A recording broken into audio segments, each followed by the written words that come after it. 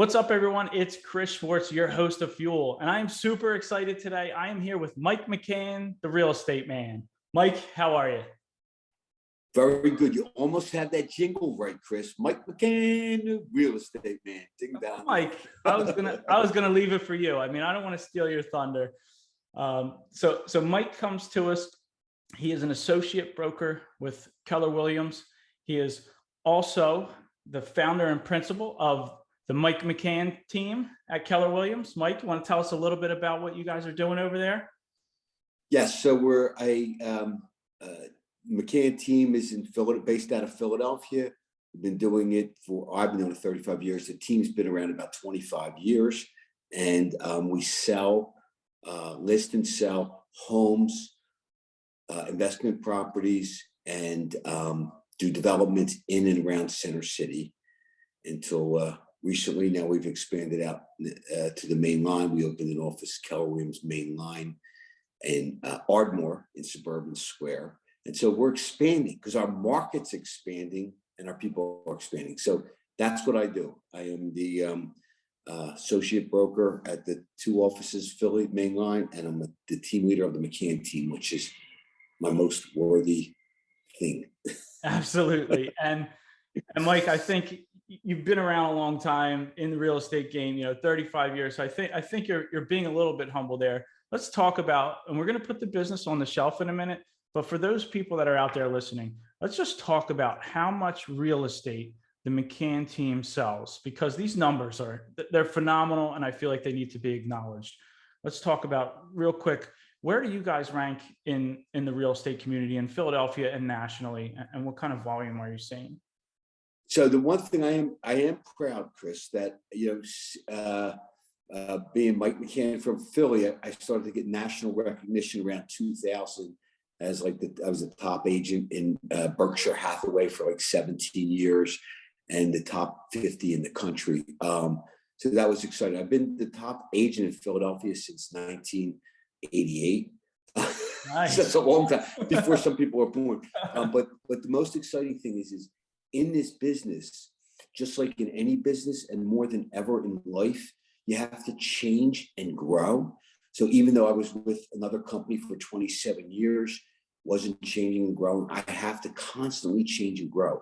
So the proudest, my team, we did $500 million in sales last year, which is $500 million, which is about almost 900 transactions and about 250 rentals. So, about 250 rentals, 900 sales, about $500 million. And then we opened up a team on the main line. We did another in like June, and in half a year we did 53 million. And then we started a commercial division in October. And this is all client demand. So sometimes you have to watch what you pray for or wish for, because I never want to let my clients down. So I'm growing and expanding and growing and expanding. So that's what I do. I'm Center City to the main line, to the suburbs, commercial, investment, homes. And I still love it, and I'm having fun doing it. And those are some, amazing numbers. And for people that are listening that are connected in the real estate world, I just want to put that into context before we really dive into what we do here on Fuel, which is unpack the foundations under extraordinary lives. And that's what Fuel is an acronym for. So I really appreciate you adding the magnitude of the volume that you're doing in the real estate business, just so people can get an idea of who we're speaking with today, the kind of business you run. And now we're going to kind of shift gears into, we're going to take Mike McCann, the real estate man, if it's okay with you, because I know this is, you are one. This isn't something we separate, but we're going to separate Mike McCann, the real estate man, put it on the shelf for just a little bit here. I want to talk about Mike McCann, the man, and the journey that you've had to be able to lead a team of amazing people. I'm fortunate, for those that know me, know that I'm owner of a mortgage company. I'm fortunate enough to work with some of the agents on Mike's team, and the leadership that you have. I've been doing mortgages not quite as long, but 17 years, which in our business feels like an eternity. So it's 17, going on 50. And the people on your team, I haven't, I'll be honest, 17 years, I haven't worked with a lot of people on your team, but recently when I started to work a little bit more with people on your team, I said, what's up with this Mike McCann, the real estate man? Is he the real deal? How is this team? And the feedback, Mike, genuine feedback is about the leadership, the availability, the way you make people feel, no matter who they are, or the time of day, the consistency I got. Mike always makes time. He makes me feel like I'm the most important, person in the world. And I'm sure they are to you at that moment. And I just think that says a lot to who you are. And I want to unpack, how did you get to this point? What is your journey? What led you to wanting to be in this position? So just thank you so much, Chris. But what you do learn, it's the benefit of being older, although in my mind, I'm still 28 years old. But you learn that the most important thing in the world are people. And you want to build yourself around people, of like-minded people. And we have one of the most proud things in a ever-turning real estate world. My team, my agents never leave me. We call it the Hotel California. It's a lovely place, but you can never leave. And the reason is because that was a great song back in the day. So the reason that is because what I do is I give more than I receive. And I've always been a contributor, even when I didn't have much to contribute. I contributed with spirit and energy and hope and help and optimism. So being a contributor, and then also as people are in your world, helping them find ways to grow within your world so that they don't have to leave your world because they've hit a ceiling. So I call that, to me, it's my Mike McCannism. 1 and 1 is 3. Many agents, many assistants, many people in my world could have left me, but we found ways to grow together. So instead of them going off and me going off, they don't need me, I don't need them, but together we add up to 3, not 2. So that's the most important thing, coming from a spirit of contribution. But to go back and like, I always joke, because I sold vacuum cleaners door to door in 1979, 80, and 81. Chris, Were you bumping into Zig Ziglar here, like when back in the day? But interest rates were 21%. The economy was in shambles, and you could not get a job at McDonald's. But I was going to get a job, and I found some job. Somebody showed me this movie about the American dream, and it was a thing on selling $644 vacuum cleaners door to door. But basically that was the best training in the world for me, because it was a time nobody had jobs. I had a job, but the best thing about it was entrepreneurial. And I'd always worked since I was about 10 years old, but this was entrepreneurial, where the harder you work, the more you could make. But it was all about building relationships with people. And that's, the thing that I really learned was finding about entrepreneurialism. So for real estate, for me, I always say, I'm not the best looking guy, I'm not the smartest guy, I'm not the strongest guy. But what I do have is I believe that I looked at the best person when I got in real estate. And I learned this from my vacuum cleaner trainer guy, who was a multimillionaire, a brilliant guy, who's one of my 3 mentors in my life. And he said, Mike, if he can do it, you can do it. So when I got in real estate, I didn't say I want to be number 1 in America or number 1 in the Philly. I just wanted to be successful because I had a wife and children. So desire was my biggest. I tell people today, I just need someone that says, tell me what to do to be successful. I'll do it. And my analogy would be like, if I have a restaurant, I was in the restaurant business from when I was 12 years old until I was 17. And I started out as a dishwasher. I was the best dishwasher there. I worked the hardest. And you know what? In 4 or 5 months, I was moved out to prep man. And then in 6, 9 months, I was moved to short order cook. And I worked my way through that restaurant, and I loved every moment of it. And because I had the most desire to please and help. and I was a contributor. So that's kind of, that's to me was the biggest thing. I remember I was kind of poor. My parents were divorced. I didn't have any money. Like going through school was embarrassing time when I was in like 4th and 5th and 6th and 7th and 8th grade. And I used to say, I will never live like this. I will be a millionaire. I will be a millionaire. And people always laughed at me. They always laughed at me. Well, what are you going to do? I did a book report in 7th grade on me being a millionaire. And people, what are you going to do? I don't know. I don't know, but I'm going to be the best at it. I don't know. And I didn't even find real estate till I was 27, 28 years old. Thank God I found it. But whatever I did, Chris, I did it with, I worked the hardest. I had the best attitude and I had fun doing it.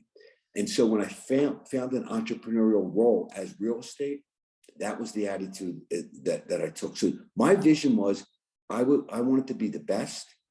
And through 3 ways, and I'm rambling, I'm sorry, but through 3 ways, Chris, is when I got in real estate, I said, I want to be the most knowledgeable. So I continued to educate myself. I became the most knowledgeable in real estate, where most people got their license, they sold real estate, that was it. I took courses, I traveled to seminars, I read books, I continued to grow. And I said, wow, it's a people business. I want to have the best reputation in the marketplace. Your reputation, you can't buy or sell. I am my reputation. Right. And that's why even my most strongest competitors will say, oh, Mike's a great guy. Mike helped me with this, Mike helped me with that, because nobody scares me. I help people grow, even if it doesn't benefit me. I've been doing that for 35 years. So I wanted to have the best reputation among my clients and customers. And I always said, I will work the hardest. Today, I say I will work the hardest / smartest, because back then there wasn't technology. You just had to work hard, right? Right, yeah. Now you have to work smart too, Chris. So you need systems and operations. So 3 key things. And again, like, the Wall Street Journal has me in the top 50 for the last 17 years in real estate in the country. Out of 2 million realtors, 1.5 million, 2 million realtors. And those are the 3 reasons why, is because I'm the best reputation. I work the hardest and the smartest, and I'm not the smartest. My reputation is everything, and you build off of that reputation. I just want to, stop right there. I mean, that is so powerful, but yet basic, right, Mike? Like it's not, and I'm the same way. You kind of come from similar background. My father wasn't around. My mom, I watched her work. I can't even tell you how many odd jobs to make ends meet. I didn't feel poor, but by all means, we were, we lived in apartments and didn't have, my mom didn't have a car until we were 30. So until she was 30, I was 16. So I was the king of, like, my friends were getting, picked up, dropped off. I'm like, hey, if I want to get to the Granite Run Mall, I got to take the bus here. We're going to do a transfer in Chester, and then I'm going to be at the mall in 2 hours. Awesome. So honestly, I used to walk 2 miles to that restaurant when I was 11, 12 years old. Everything, and I would hitchhike too. We hitchhiked back in the 70s. Nice. Yeah, you can't do that nowadays. Any kids listening, we're not hitchhiking, but yeah, it's a different world, but it's the same thing. And as I started to just see what my mother went through, and she was just, I'm not a huge fan of the word hustling, but she was always going and whatever it took. And she didn't have the most for us, but we had what we needed. But the biggest thing she gave me, the biggest takeaway, was the drive that she didn't even know that she was giving me. When I was a kid, the same thing. You put a snow shovel in my hand, the lawnmower, to the paper route, working at the restaurants, everything from an age where, nowadays kids would be looking at me like, what are you talking about? We don't work right now. But that's what I did. And as I started to kind of, come, and look at my life and say, what am I going to do? And I ended up getting in sales the same way. But to say, as I started my sales career, I looked for all of these silver bullets, right? I'm going to buy these leads. I'm going to do this marketing. And it took me about 10 years of burning cash, wasting time, working way too hard, until I joined a mastermind group, and I've been in it since 2015, to just surround myself with amazing people and just started doing the basic stuff that I'm really good at, communicating, my integrity. And it's the same stuff. And it's like you do all of these things to grow a massive business or, well, achieve massive success. And you can kind of look at the most successful people like Mike McCann here. And it comes down to these basic principles of what we're doing, do the right thing, work hard. I mean, that's not rocket science, right, Mike? No, it's, no, it's it's funny, and it starts out. It's like when I love helping people grow, Chris, and so on my team, I have all these top producers that want to join in. I don't really let them on. I love taking new people and growing them, but people that have the right willingness and the right attitude, and who I believe are fit for my culture.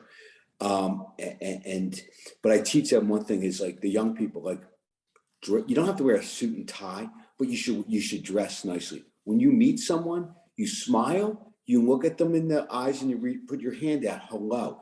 Just your basic fundamentals. If right. you're standing in a party and you see somebody over there and they got a grumpy face, you don't want to approach them. You become very approachable in your appearance.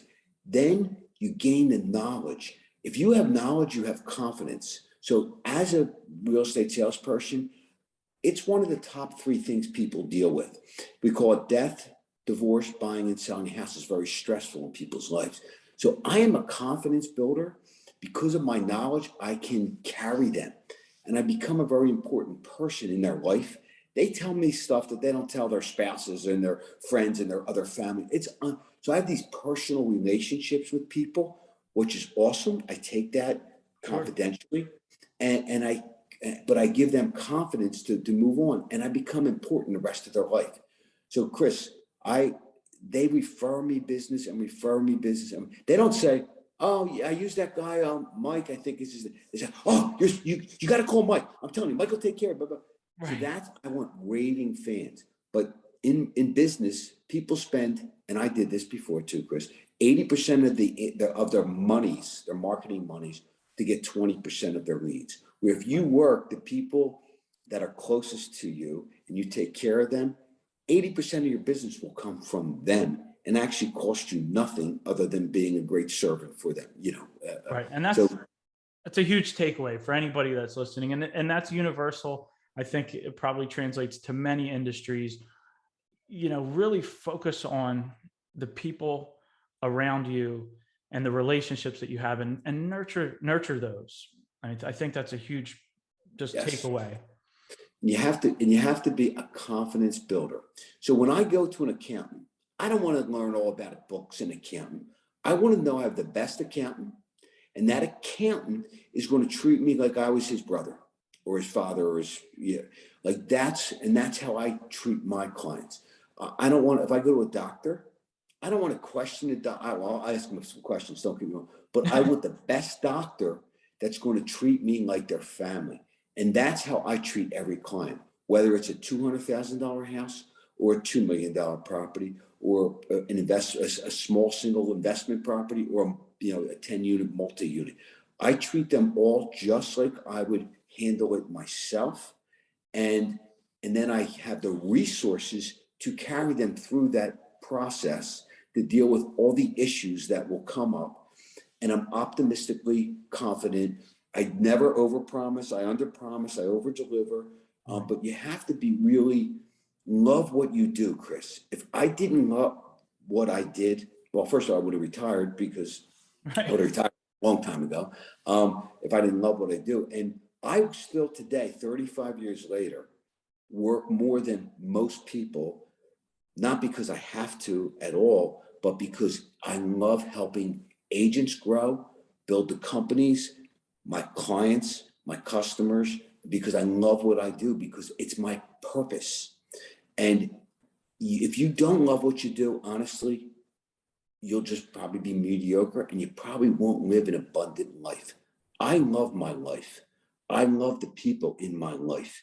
I started this company on the main line a year and a half ago, and there's about 251 people. There were 90 before. We brought on we're up to about 250 people. And I will not let anybody in this door that has a bad attitude or is honestly, that's the one condition. Fortunately, I'm financially sound enough. I don't need anybody for monies in my life. So attitude is everything. My team for the last 20 some years has been everybody wants to be on my team. People do not leave. That's my proudest moment because of the career of everyone cares about each other. Everyone will do anything for anyone. Everyone's contributors. People have my attitude of gratitude. I'm grateful every day. Chris, I am grateful every day when I wake up and I take a hot shower. I used to come down to my kids and say, it's a beautiful day. Oh, Dad. I'm like, what are you talking about? I just took a hot shower. There's 2 million people in this world that don't have hot showers and food. Like, how lucky are, like, I still have fundamental gratitude for living in America, living at this time, having the opportunity. As much has come at me, and I'll match anybody with adverse things that have come into my life. Sure. I'll match anybody. People think, oh, it's easy for you. You're the real estate man. No, I still live life, right? But being grateful. And I always say, I don't have a bad day. I have bad moments, bad hours. I deal with that. And then I don't live in that environment. I move on and I'll come back to that. So it's how you handle things. My grandfather, old cagey Irish guy, said, he used to say, Michael, life's beautiful if you don't weaken. And what he meant was, life is beautiful, but there's going to be so many things that come at you. And if you want to weaken and sit there with the poor me's, right, it ain't happening. So no matter what industry I would be in, Chris, I would look at the best in that. First, I would want to make sure that I really want to do it. Secondly, I would look at the best in that industry and I would say, do they have happy lives? Do they make a good living? I knew in the restaurant business, I love that, but I saw that most people were still partying at 30 and 40 and there was divorces and you're working nights and weekends. Even though I was great at that business, I knew I didn't want to stay in the restaurant business because where I would end up. But I looked at the real estate business when I finally got into that and I thought, you know what? Those guys and women look like they're doing pretty good. So I looked at the best people in the industry and I said, if they can do it, I can do it. And I shadowed and watched and read and learned them. I'm rambling. Sorry. No. And that's, I love it, man. This is all great. And it's so great. That's why I love honestly doing the podcast. And I call the podcast FUEL, which is an acronym for Foundations Under Extraordinary Lives. Honestly, selfishly, it's my fuel to connect with people, hear their stories, and just learn about people and connect those people with other people in the world to make a difference. Like that's my fuel. I just happened to stumble into the mortgage business 17 years ago. and that's great. Let me just tell you, that is contribution and helping is the greatest gifts. And you learn that. Like people think, oh, well, you make money and you're rich, so you're mean and you're selfish and you're greedy. It is a total, well, I'm sure there's people like that, don't get me wrong. But what, you talked about your mom, and I don't want to boast, but like over 2 years, I spent $30,000 on my mom, who's 87, for new teeth, right? How could I do that? I did that. That's the greatest thing in the world. She's so happy because she's having problems with her teeth and blah, blah, blah, blah, blah. Right. So I can help people. I put people through college. I've helped people who deserved it contribute. So my life's impactful. I've helped people, grow in the real estate business. I've helped people grow in the investment business, buying real estate. One quick call I got from a guy who called me up and he said, Mike, both my daughters have great jobs now. I want you to make them a millionaire like you did me. I'm like, John, he's there. I said, this is John. He said, yeah. So in the late 80s or through the mid 90s, I sold him a bunch of little houses like in South Philly because I was buying in Pensport and Passyunk Square, and he bought them. And then by 05, he's worth a couple $1 million, because the values and he wants me to do that with his daughters. So I took him out and sold them 4 properties over about a 6-month period, and I'll continue. So how cool, somebody who was my age, they're 28, 29. I start to sell them real estate over the next 7 or 8 years. And then we don't talk to each other for the longest time. Then I sold some for him, and he has his kids doing that. We're like best friends, like, Yeah. and we hadn't spoken to each other for almost 20 years. So that's rewarding. Yeah, no, and that's, I think it's the beauty of when you find what it is that you want to do, right? So like you said, it's almost like you're not working. Of course you're working, you're putting in the hours, but the reward and the fulfillment that you get, and again, you don't have to do this for the financial reward at this point in time.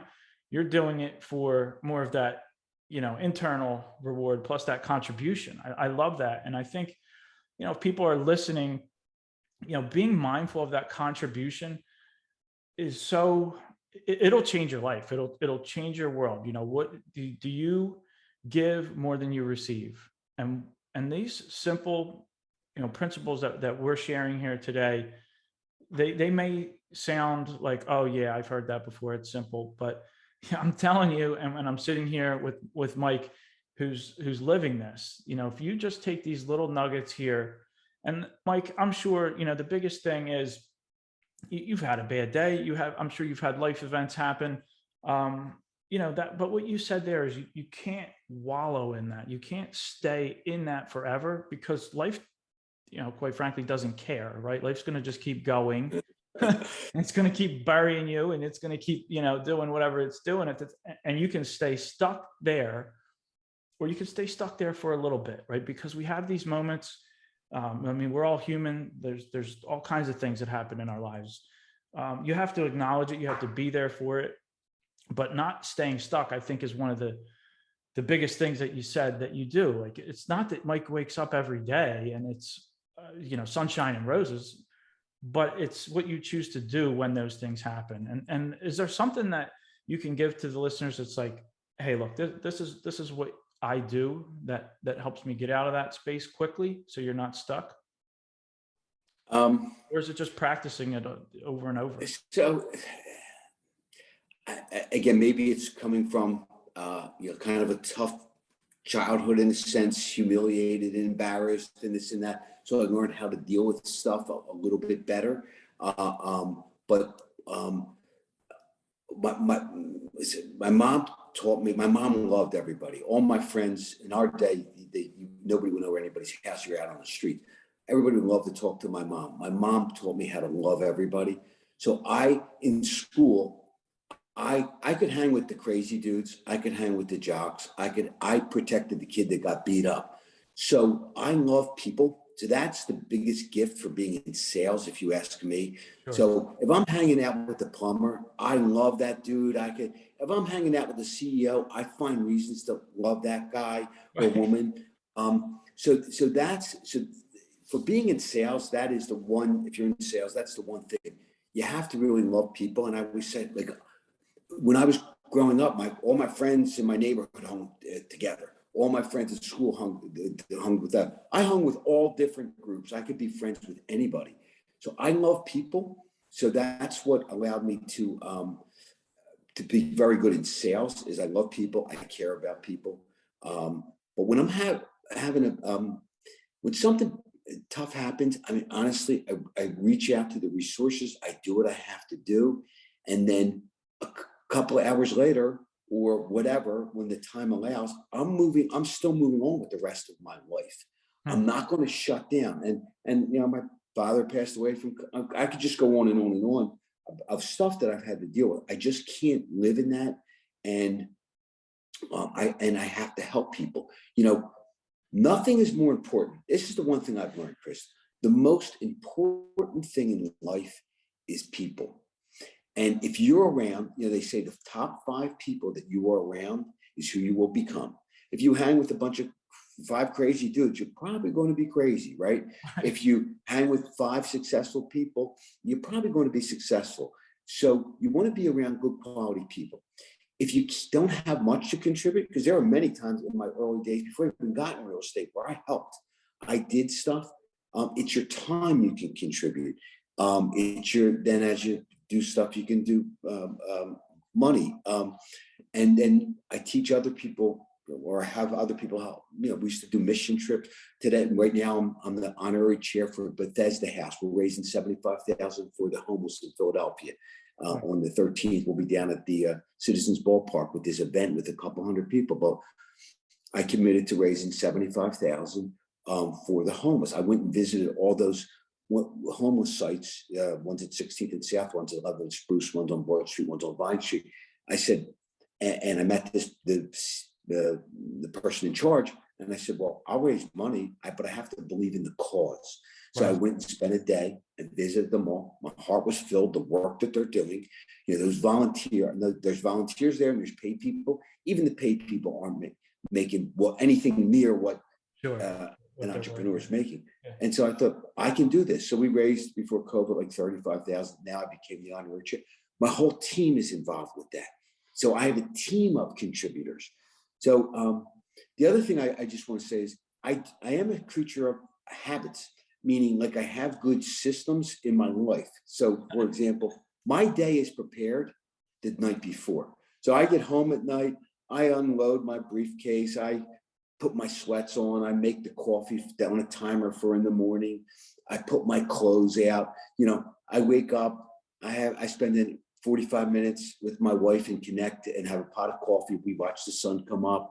Then I take a hot tub, I do some push-ups, and then I take my shower, and then I hit the road at 8:15. So by 9 o'clock, I'm at the office or with a client. That's every day, except for I stopped meeting people on Saturdays in '96, so I could live and love my family. Yeah, and then in 2000, I stopped meeting people on Sundays also. So being in real estate, I really don't meet people on the weekends, which is amazing. But that's why I have a team, because I want people wanting to grow. So I create, and then I have a 9, and then I'll have a 12:30, a 3, and a 5:30. Like that's my time. And in between, I'm returning phone calls, dealing with issues. And then I have great resources. So people will call me out of nowhere. Like, I need a really good attorney. I need a really good accountant. I need a really good plumber. I need a really good. So all those people in my life love me, and I love them because I take care of them and I can get stuff done. So what's a UPS guy dropped something off at my house on Saturday. Not UPS, FedEx guy. I gave him he carried stuff into my garage. I gave him a $20 tip. Like, he was like, well, thanks. Nobody ever tips me. I'm like, what are you kidding me? So just having fun with people, taking care of people is the most important. And the people in your life, it's hard. Listen, family can be hard at times. Friends can be hard at times. I would say it's always, when things are going good, it's always easy to say, oh, I love you, I love you, I love you. Right. You find out what people's character are when things aren't right, how you deal with stuff. And I try to make sure that I'm around the right people. So when those times happen, it's much deeper than this. Yeah, you're the best. Anyway, I'm rambling. So yeah. No, and I just love all this, and there's so much there that people can just unpack and really just apply these little things, and just, Mike, really getting to know you better. Also, again, selfishly, part of this fuel thing is for me, and I always tell people similar to you, and I've kind of I did a little exercise where I started to question, when I got into some high level coaching and stuff, what's my purpose, and what's my contribution to the world, and initially I was kind of ashamed, right, because I'm this guy from Delco who had, kind of grew up, modestly, and I'm not the smartest guy. I'm not the, all these things, right? I had all these stories in my head, and I was like, man, I don't know. People like me. I like people. I like to help people. I like to connect people. And I felt so ashamed at that time, Mike, because I thought, well, this guy could fly an airplane, and this guy's a doctor, and, they had these high level skills. And I'm looking in the mirror. I'm like, so my gift and skill is that people like me, and I can connect, and I can connect people, and I'm a genuine person, like all these things. And it sounded so lame. And then, we were at one of these, things where they kind of break you down. And they're like, dude, do you know how valuable that is, and how many people would kill to have that skill? How many doctors would wish they could talk to people, or, everybody has their own gift. So I started to own it. Finally, I was like, oh, okay, this is what I got. This is what I'm working with, I'm not out there with the Sixers. I'm going to take home the championship for Philadelphia, but I got some skills, I guess. And once you own those things, right, it's like just brilliant. So I dubbed this term, and it was like people were like, "Oh, what else do you want to do? Do you want to coach? Do you want to help people?" And I said, "No, I don't. I don't want to do that. I want to help people, but I want to coach. I want to do these things." So I dubbed this term. I said, "You know what? I'm kind of like a relationship capitalist. I just meet as many people as I can. I help them out, and then I kind of have this capital, this like relationship capital, right? So it's like if you need the plumber, if you need this, or if you need a resource, I'm going to connect people. And when you connect people and you help make their lives better, it just flows back. And that is what I started doing years and years ago. And that sounds like very similar to the things that you're doing. So I think as everybody, especially those in real estate, we know that are going to listen to this podcast, and they want the secret sauce for Mike McCann, the real estate man. I think, Mike, can we say that you've shared it today with these basic principles? That is just one to good things happen to good people. The more you get, the more you receive. And here's some Mike McCannisms that anybody that knows me and that must have heard it 1,000 times, but I have Mike McCannisms, and they I like, so my free time, one of my free time things is I have a Harley, right? And I like to do road trips, in the California or other places. And so they bought me this poster with the guy on a Harley, and they put all my sayings on it. And so they are, if you believe, you can achieve. So I believed when I was in 6th, 7th grade that I was going to be a multimillionaire. Everybody laughed at me. I just never gave up on that thought. Even when I was 22, 24, working in a restaurant 90 hours a week, I believe. If you believe, you can achieve. And then my vacuum guy, never, never, never give up. And then can't means won't. Oh, I can't do that, Chris. Right. No, that means you won't do that, Michael. Can't means won't. So never, never give up. The harder you work, the luckier you get. Now I say the harder, smarter you work. These are Mike McCannisms. Never, never, never give up. If you believe you can achieve, the harder you work, the luckier you get. Can't means won't. If he can do it, I can do it. Gratitude is an attitude. I am a grateful guy for the most basic things. I've never forgot where I came from. And Chris, I couldn't even raise my hand in high school. I had such a lack of confidence because I was a C student, right? Now, history, I was an A student because I liked history. I'm a tunnel focused person. If I love something, I can master that because I'll dig deeper and deeper. But, and then in my real estate career, I had all these people, doctors and lawyers buying from me. And then, 10 years later, I'm doing much better than them. And I'm like, wait, you're a doctor, you're helping people. So I help people in a different way. But loving people and helping people is the most important thing. Can't be taken advantage of. Right. But you have to love what you do. That's all I could say. Love what you do. Be the best. Wake up with a positive attitude. Never, never give up.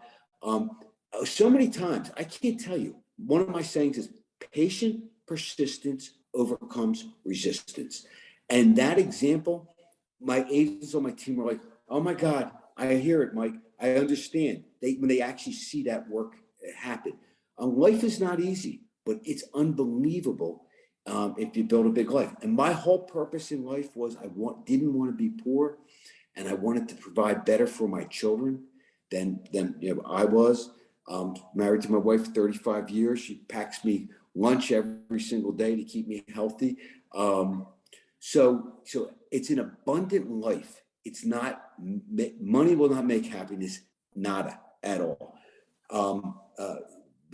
So you have to be around people, grow your business. So whatever business you're in, to me, is you got to love what you do. Honestly, that's the key thing. And then you want to be the best at it. And then you got to have fun. People can't believe how I'm still that kid from Northeast Philly, like they think that I'm going to be this pompous dude. Right. I'm not.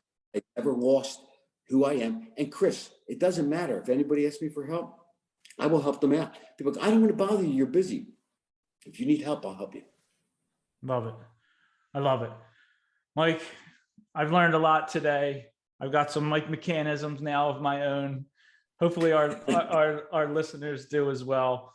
This was awesome, man. Thank you so much My pleasure, man. for taking the time to jump on the podcast. And so for everyone listening, a couple things we want to take care of too. One, if somebody's listening and they want to connect with you, what's the best way to find you? I am McCann at McCannteam.com, McCann at McCannteam.com, or text 215-778-0901. I return every phone call, every email within 2 minutes to 2 hours from 7 a.m. to midnight. Look at that. Doesn't get any better than that. And Mike, I know one of the things that you're really working hard on now that I don't know because the podcasts are a little behind, but we're still going to pump it out there because I'm sure after the campaign and the fundraiser and everything, you know, the charities, the Bethesda House. I have a hard time saying it too. Yeah, it's like they're still going to have a need. So we want to get anybody that's listening. We're going to put the link in the show notes and we're going to get it out there. But so maybe a little bit after the campaign. Absolutely. So how can somebody connect with the Bethesda House? I'm really having trouble. And help them out. That up. I don't. Let me just pull that up real quick. Yeah, no, that's sorry. Okay. No, and we can put it in the show notes as well. So no worries. But we can talk about just what a donation could look like, and I'll get the link in the show notes, Mike. Well, it's funny, you know. I tell people, you know, whether it's $10, $20, $200, it doesn't matter how much. So. Man, I'm looking at it right here. I see. I just have it where you click it on the phone. Yeah, we're going to get it in the show notes, but so let's talk about what the donation, you know, and what it goes to. Yeah. Just in a nutshell. Yes. You know, so we're going to get it out there. We'll put it in the show notes, but you've been more involved than I, so I'll let you give a, you know, quick 30-second commercial for it. What do we do? So no, again, there's it's just contributing. There's an event May 13th at the Citizens Ballpark, but and that's just to raise some money. We have an auction and music and all that stuff. But I'll get you a link where people could just donate. It is, you know, we just don't realize how fortunate that we are. I mean,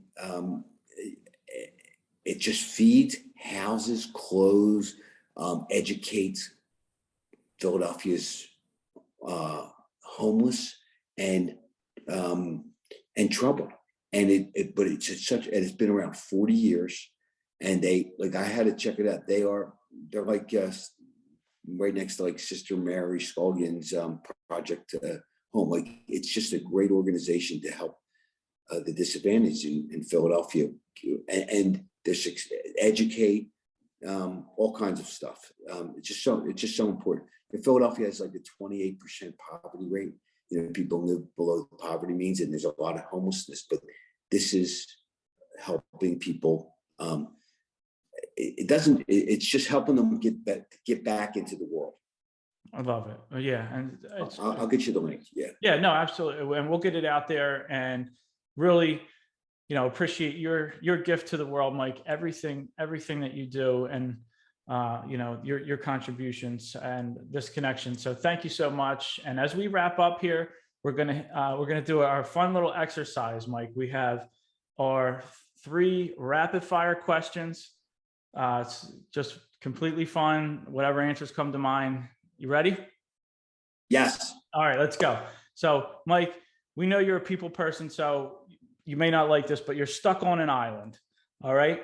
And on that island, we know you'd bring your family, of course, your wife, because you need lunch every day and she takes care of you, makes sure that Mike McCann's still functioning and nice and healthy. But we know you'd take all those people and loved ones. But outside of that, who would you take? You know, it could be a friend, it could be a celebrity, it could be somebody that's, you know, passed away. Who would you take to be stuck on an island with? Wow. Unbelievable. Let's see. Okay. The 62, you know, the 18-year-old would have taken Raquel Welch, but, but yeah, I don't know if you guys know who that person, but the 62-year-old, I would probably, that's really interesting. I like historical figures. So I'd probably, ready for this? I'd probably take Teddy Roosevelt. He was the president at not Theodore, Teddy Roosevelt, not the other one, the turn of the century, in like 1908, 1900. Unbelievable life story, Teddy Roosevelt. That's the only thing I read is, is documentaries of people's stories. Teddy Roosevelt, crazy. Love it. The guy, he's an adventurer. He was everything, man. Unbelievable story if you don't know Teddy Roosevelt. The books are so big though, because his life was unbelievable. So that's what I would take. Okay, I love it. And it's awesome when you go back in time and see the lives that people like that live. So yeah, his cousin was Franklin Roosevelt, the guy in the 30s, who was okay, but Teddy Roosevelt, unbelievable. Yeah. Nice. All right, so we're taking Teddy. Number 2 is a book that you'd like to share with our listeners that's had an influence. I'm sure you have a lot of them, but just something that might have had an influence or an impact on your life that you'd like to share. You ready for this one? I'm ready. In fourth grade, Thomas Edison. I read Thomas Edison's book and I was blown away at how hard the guy worked, and invented the light bulb and and all that stuff, and how hard he worked. And so the rest of my life, Chris, that's all I ever read was autobiographies and biographies. That's all I ever read in my whole life. So Thomas Edison in 4th grade. That's awesome. Amazing. Awesome. And then of course I read all the sales guys and Think and Grow Rich, everything. Think and Grow Rich is unbelievable. And you know what? What's that? Rich Dad Poor Dad. Rich Dad Poor Dad is a unbelievable, easy to read, great book. Yep, Robert. I read every self-help book when I was in 8th, 9th, 10th, 11th, 12th grade. I did read that stuff too. Sure. Now we're looking for the fun stuff. So that's you nailed it, Thomas. Yeah. Thomas Edison. How about that? Teddy Roosevelt and Thomas Edison. This guy. We are learning more about Mike McCann than anyone ever thought they would. The historian here. Last one's fun. What food do you have to have? What's Mike's guilty pleasure, fun thing that you got to get shipped on this island, get it there somehow? Oh man. Food. Why do I want to say pizza? That's what I didn't know if we were going to give Philly a little love, shipping in some soft pretzels, or what are we doing? No. I can't eat, my age, I got to watch my bread intake. Okay. That's all right. And even pizza. I would say, oh God, and I still love a cheesesteak, but I can't eat them the way I used to. I would say, it's funny, my mom always had meat, potatoes, and a vegetable. And then now for lunch, my wife makes me the best salads, avocado, and I know. I saw that on social media the other day. I was a little jealous. I just ate mine about an hour and a half ago here at the office. That's probably my favorite thing now. That's it. We're getting salads. We're keeping it healthy. A full salad, with lots of stuff in it, different colors. And, right. We're not talking just any food salad here. Yeah. No. Awesome. All right, Mike. Well, that's it. You survived the rapid fire. For everybody listening, if you got something out of this today, I ask that you share it on social media, put it out there, share it with anyone you think this might resonate with. And if you're listening on iTunes, give us a 5-star rating. And on that note, we're out.